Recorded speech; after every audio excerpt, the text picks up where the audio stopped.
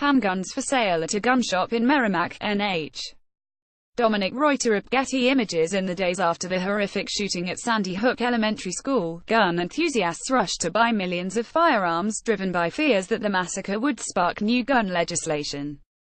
Those restrictions never became a reality, but a new study concludes that all the additional guns caused a significant jump in accidental firearm deaths.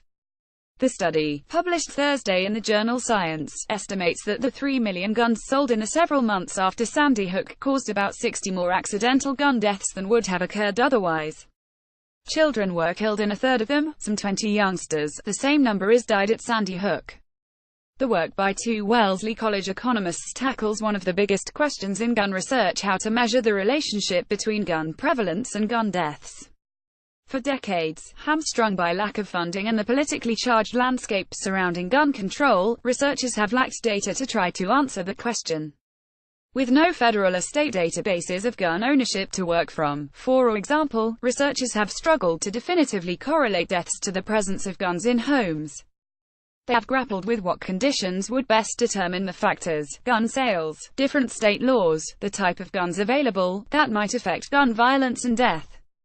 By seizing on the surge of firearm purchases after the 2012 tragedy in Newtown, Conn, the Wellesley team essentially set up an experimental model to study what happens after such a sudden increase in gun sales.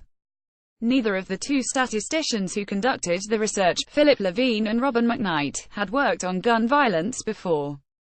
McKnight had mostly looked at health insurance issues, and Levine at such social policies as teen pregnancy.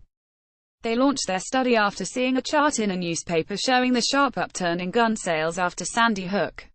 It brought up so many questions, Levine said. The two scrutinized weekly search data from Google, which showed that terms like "buy a gun" increased fourfold as President Barack Obama began pushing for new gun restrictions. Frequency of weekly Google searches that included the terms "clean guns" and "buy gun" from 2010 to 2014. Wellesley College using the number of background checks as their proxy, they found an increase in gun sales in the 4 months afterward.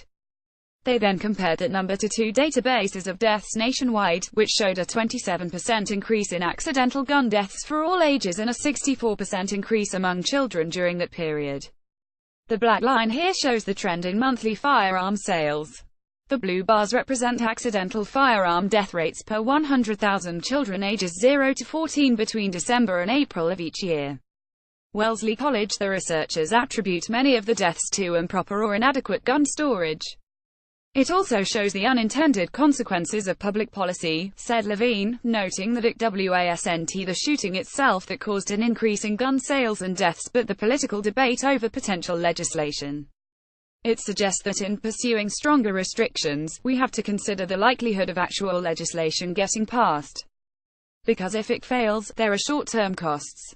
Carla Schaffer asked. While the study is garnering interest, longtime gun researchers point to a major hole in the findings. The study found that accidental gun deaths increased, but the surge in gun sales had almost no effect on homicides and suicides that were intentionally committed, and that make up the lion's share of gun deaths in America. It's a serious and provocative study, but it's important to keep in mind that in the grand scheme of things, accidental deaths are relatively rare, said David M. Studit, a professor at Stanford Law School.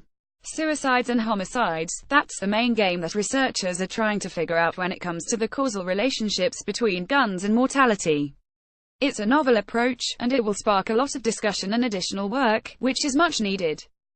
But I don't think this will be the final word, said Philip Cook, a leading gun policy expert at Duke University. One nagging point, he noted, is that while the spike in gun sales after Sandy Hook was significant, it only added a small amount of guns to the country's total gun stock. It's surprising that such a small increase in the overall gun stock could have such a large effect on one category, accidental deaths, and yet no effect on other categories, he said. Yet the study is part of a larger wave of renewed enthusiasm and new approaches being applied to gun research, Cook said. There's increased public attention and a sense that this is important, and it creates this snowballing effect. The political intensity around guns doesn't seem to be changing, but I feel hopeful about the future of the research. Read more. In the wake of another mass shooting, a reminder that Opinions on gun control are complicated after Las Vegas. Democrats are jumping straight into the gun control debate. Gun sales have dropped since Trump's election, except among people scared of his administration.